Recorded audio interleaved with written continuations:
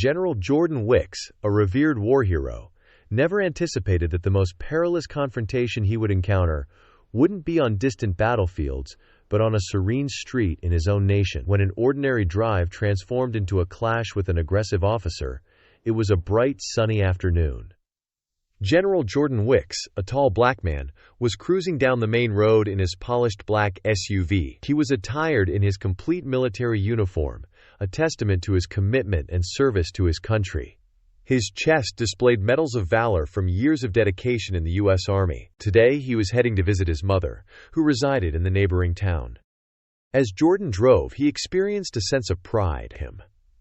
He had labored diligently throughout his life to attain his current position, a general in the U.S. Army, a role of immense respect and responsibility. His thoughts drifted to his family, envisioning the surprise visit to his mom and the joy he would experience seeing her smile upon his arrival. Suddenly, his reflections were disrupted by the flashing of blue and red lights in his rearview mirror. Alarmed, Jordan looked back and noticed a police car tailing him closely. The siren blared as the car's lights flashed, signaling him to pull over. Bewildered, Jordan gradually guided his SUV to the roadside, questioning why he had been stopped. He hadn't been speeding, and everything with his vehicle was in order. As he parked and lowered his window, Jordan inhaled deeply. His heart began to race, but he reminded himself to remain composed. He knew the protocol: hands on the wheel, polite and cooperative. He had always believed in adhering to the law and acting rightly. Officer Clay, a white police officer, emerged from his patrol car and approached Jordan's vehicle. The officer was tall and muscular, his face set in a stern, unreadable expression. Initially, Jordan thought this might be a routine check, but as soon as Clay glanced inside and saw Jordan's face, his demeanor shifted. Jordan sensed it immediately. The officer's posture became rigid, his jaw tightened, and a frown formed. Without greeting or explanation, Clay barked, "Step out of the vehicle now!" His voice was sharp and filled with unwarranted aggression. Jordan blinked, caught off guard. "Officer, may I ask what the issue is?" he inquired, his voice calm and respectful, hoping to de-escalate the situation. "I said step out of the car," Clay reiterated, this time louder, his hand hovering near his holster as if ready to draw his weapon at any moment. There was a tension in the air that Jordan could sense deep within him. Jordan remained calm, though his heart was now racing. He had faced peril on the battlefield, but this was different. This was his own country, his own people. Slowly, he unbuckled his seatbelt and opened the door. As he stepped out of the car, he stood tall, his uniform shining under the afternoon sun. He made no sudden movements, wanting to keep the situation as peaceful as possible. Officer Clay's eyes narrowed as he scrutinized Jordan from head to toe, his gaze lingering on Jordan's uniform. There was a moment of pause as if Clay recognized the military attire, but instead of respecting it, his face contorted into a sneer. "What are you doing driving around here?" Clay demanded, his tone laced with suspicion. He hadn't even requested Jordan's license or registration, standard procedure. Instead, he seemed focused solely on one thing: Jordan's skin color. "I'm on my way to visit my mother," Jordan replied, his voice steady, though inside he could feel the anger starting to rise. Why was he being treated this way? He had committed no offense. He was a general in the U.S. Army, for goodness sake. Shouldn't that command some respect? But Clay wasn't listening. He stepped closer, his face inches from Jordan's. "You're lying," Clay hissed. "You're not from around here, are you?" Jordan clenched his jaw but remained silent. He knew better than to engage with someone so filled with hostility. Instead, he glanced around, noticing a few cars slowing down as they passed by, their drivers staring curiously at the scene. Some individuals even stopped on the sidewalk, observing the interaction with growing concern. "What do you have in the car?" Clay asked suddenly, his voice dripping with accusation. "Drugs? Weapons?" "Step back," he ordered, reaching for his gun. Jordan's heart raced. Was this truly happening? He had fought for his country, risked his life in battle, only to be treated like a criminal in his own hometown. His thoughts raced to his family. What would they think if something went wrong? What would happen to his career? He raised his hand slightly to show he posed no threat, his mind racing. "Officer, I'm not armed. I'm not a criminal. I'm a general in the U.S. Army." But Clay wasn't paying attention. His hand gripped his weapon tightly, his eyes fixed on Jordan as if he were an adversary, not a fellow citizen. The tension was palpable, the suspense unbearable. Jordan felt trapped, uncertain of what might unfold next. His mind raced through the worst-case scenarios, and fear crept into his chest. Would Clay pull the trigger? Could this be the end of his life, his story, in a situation he had never envisioned could occur? As Clay's hand inched toward his holster, the moment seemed to stretch indefinitely. Jordan's breath caught in his throat. What would the officer do next? As Jordan stood outside his car, hands raised slightly in the air, he tried once again to clarify his identity. "Officer, I am General Jordan Wicks. I serve in the U.S. Army," he stated firmly but politely. His words were calm, though the knot of anxiety in his chest tightened with each passing second. He had been trained to handle high-pressure situations, but nothing in his military career had prepared him for this. Officer Clay, however, remained unresponsive. His face was flushed with anger, and his eyes were cold and accusatory. "You expect me to believe that?" Clay spat. "A general? You're lying! Get down on the ground now!" Jordan's stomach sank. How had this escalated so rapidly? He could feel the eyes of onlookers around him, drivers passing by, pedestrians slowing down, some even stopping to watch. A few individuals had pulled out their phones, recording the scene. The murmurs from the crowd grew louder as more observers gathered. Some appeared concerned while others stood frozen, unsure of how to intervene. Jordan took a deep breath, striving to keep his voice steady. "Officer, please, if you'll just allow me to show you my identification, we can resolve this." But before he could finish, Clay shoved him forcefully onto the ground. "Now!" Clay shouted, his voice echoing across the street. With no alternative, Jordan lowered himself to his knees, feeling the heat of the asphalt through his uniform pants. His heart raced as Clay grasped his arm roughly and pushed him flat onto the ground. Jordan felt the sharp pain of the coarse pavement beneath him as Clay pressed his knee firmly on Jordan's back, applying significant pressure. Jordan winced but attempted to remain calm, keeping his face pressed against the hot ground. The weight of Clay's knee made it challenging to breathe. Each breath felt like a struggle, his chest aching with the effort. The crowd began to stir more visibly now, several voices rising from the onlookers. Some pleaded with the officer. "Hey man, stop! He didn't do anything wrong!" someone shouted. "Let him up!" another voice called out. Others stood in shocked silence, hesitant to intervene but clearly uncomfortable with the unfolding situation. Phones were raised high, capturing every moment. Jordan could hear the clicks and beeps of cameras and recorders all around him. He was no longer just a man on his way to visit his mother. He was now the focal point of a public spectacle. Despite everything, he forced himself to remain still, his mind racing. His military training had taught him how to maintain his composure under extreme pressure, but this was unlike anything he had encountered before. Clay, however, seemed unfazed by the crowd or the cameras. He leaned down closer to Jordan's ear. "I know your type," he hissed. "You think you're above the law, but not today." Jordan's mind swirled with a mix of disbelief, anger, and fear. This was wrong, all of it. He had served his country with honor, risking his life for the very freedoms that this officer was supposed to protect.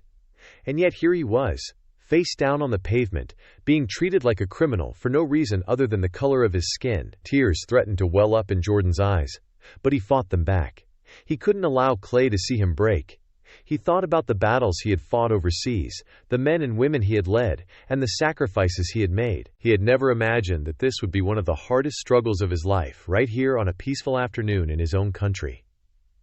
The crowd continued to swell, their voices growing louder. "This isn't right!" a woman cried out, her voice shaking. "Somebody stop him." Jordan closed his eyes for a moment, willing himself to remain composed. What would his family think if they witnessed this? His mother, waiting for him at home, had always been so proud of him. And now would she see this on the news? Would this be the image that people remembered of General Jordan Wicks, a man who had devoted his life to service? The pressure on his back increased as Clay shifted his weight, and for a brief moment, Jordan wondered if this was it. if he would become another name in the long list of victims of injustice. His breath came in short, shallow gasps, but still he held on, praying that someone would intervene before things escalated further. But what could he do? He had no weapon, no means to defend himself. Even his uniform, the one that should have symbolized honor and bravery, seemed powerless in this moment. His mind raced with strategies, ways to de-escalate, ways to talk the officer down.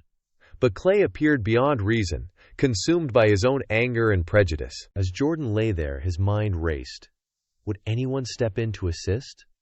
Could he trust the people around him to stand up for what was right? Or would they continue to observe in silence? The uncertainty gnawed at him as every second stretched painfully on, with the weight of Clay's knee pressing down on his back. Jordan fought to stay composed, but the fear, the helplessness, was unlike anything he had ever experienced before. And as the crowd's voices grew louder, the suspense hung in the air thick and heavy, leaving everyone wondering what would unfold next. Just when it seemed like the situation couldn't deteriorate any further, the blaring sound of another police siren resonated through the street. A second patrol car arrived swiftly at the scene, the crowd still swelling and buzzing with whispers.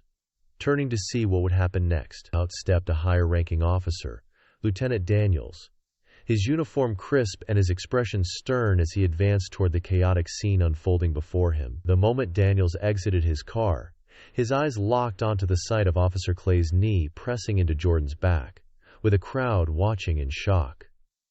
Daniels' face tightened as he recognized Jordan immediately. Despite the uniform now dirty from being forced to the ground, memories flashed through Daniels' mind. They had served together overseas during a high-risk rescue mission. "Clay, what on earth are you doing?" Lieutenant Daniels shouted, his voice resonating with authority as he strode toward them. The crowd fell silent, tension thick in the air. Clay, taken aback by the sudden presence of his superior, hesitated, his face drained of color. He quickly stood up, stepping back from Jordan, who lay still on the ground, bruised but maintaining his dignity.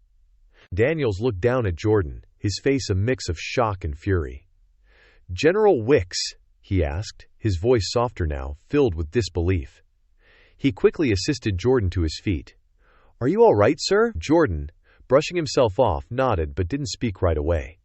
His body ached from the rough treatment, but more than that, a deep sadness weighed on him. His heart was heavy with the realization that his uniform, his rank, none of it had mattered in that moment. He had still been perceived as just another suspect because of the color of his skin. Lieutenant Daniels turned back to Clay, his face flushed with anger. "Do you have any idea who this man is?" he demanded, his voice rising. "This is General Jordan Wicks, a decorated officer of the United States Army. He's a hero. What were you thinking?"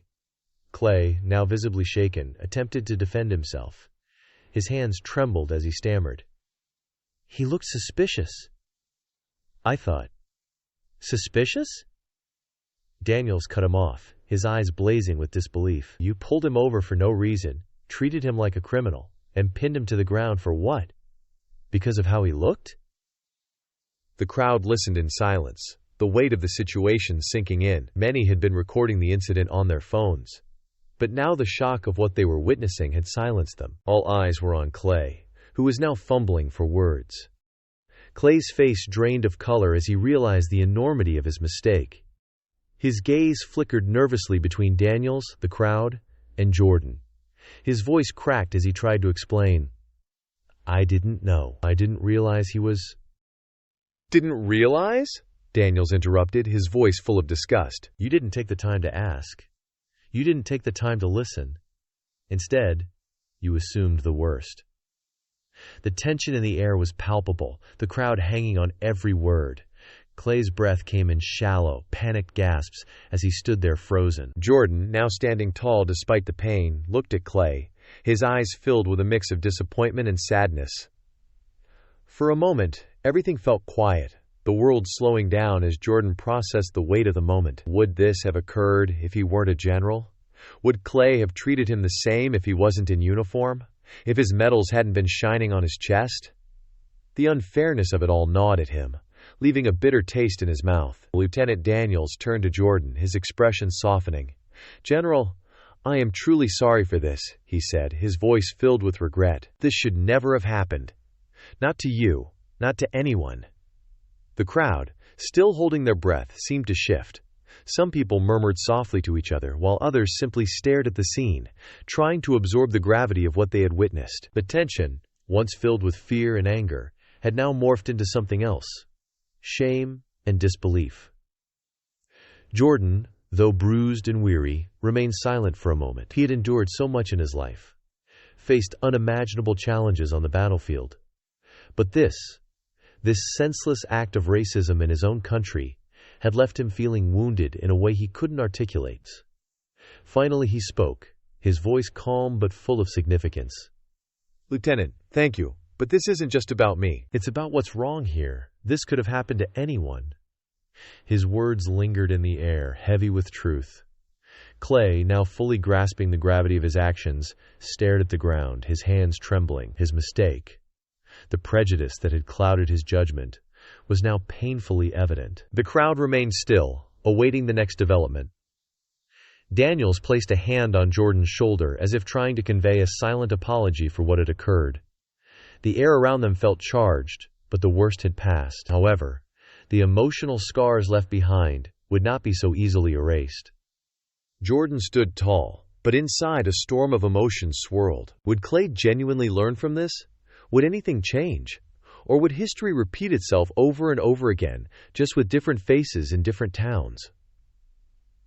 Lieutenant Daniels stood firm, his face a mix of fury and determination. "Officer Clay, you owe General Wicks an apology," he stated, his voice cold and firm.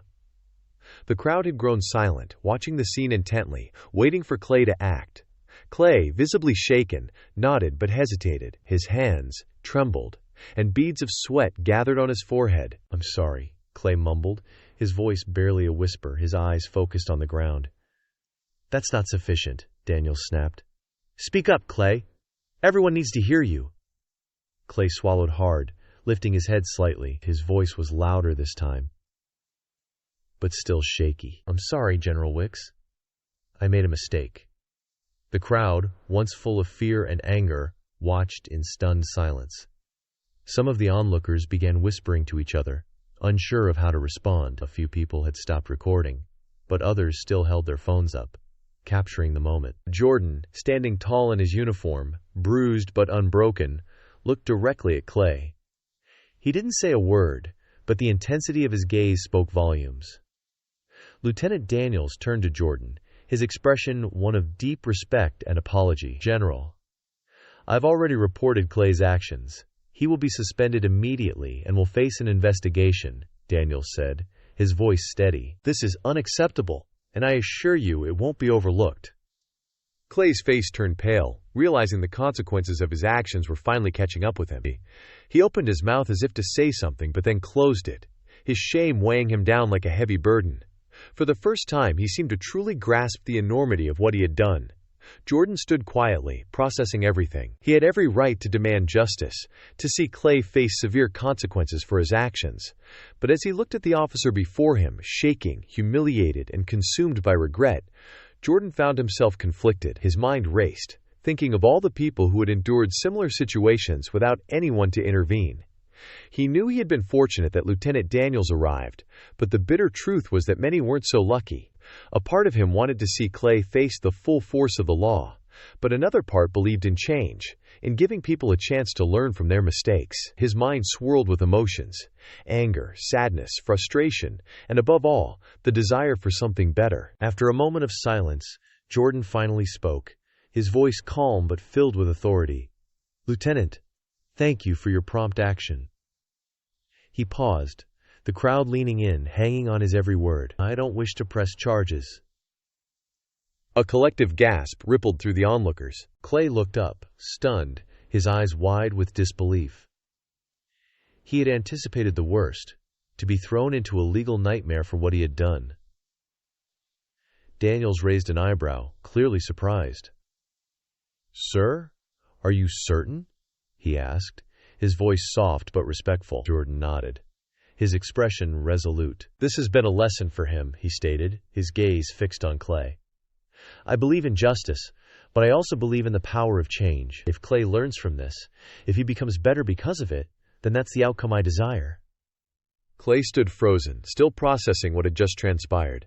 The weight of Jordan's decision settled over him like a heavy cloud. For a moment, the crowd was silent, and then slowly they began to applaud. The applause started softly but grew louder, filled with a mix of relief and admiration. Some people even cheered, their voices ringing out in support of Jordan.